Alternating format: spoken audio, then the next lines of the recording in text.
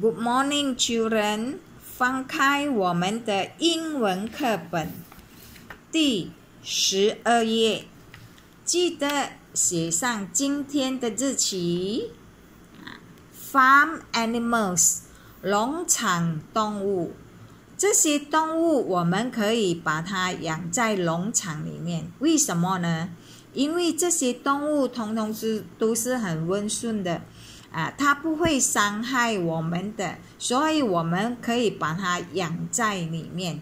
好，现在跟老师来读 horse 马 cow 牛 turkey 火鸡 sheep 绵羊 goat 羊 duck 鸭子 goose 鹅hen 母鸡 rooster 公鸡我们来读下面这只小牛我们读什么？ A baby cow is called a calf。 小牛我们读 calf， 大只的牛我们读 cow。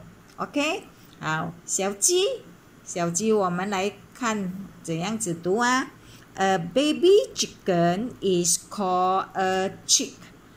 小鸡我们读 chick， 大只的鸡我们读 hen。 OK， 好，下一个第13页，照样的要写上今天的日期，我们来读一读。This is a dog. A dog can run. 这是一只小狗，小狗它会跑。This is a cow. A cow can walk. 这是一头牛，牛它会走。This is a duck. A duck can swim. 这是一只小鸭子，鸭子会游。This is a bird. A bird can fly. 这是一只小鸟，小鸟会飞。This is a horse. A horse can gallop. 这是一匹马，马跑得很快。This is a tortoise.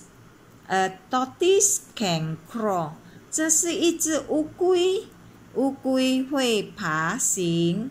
好，小朋友，今天我们的英文就上到这边，再见。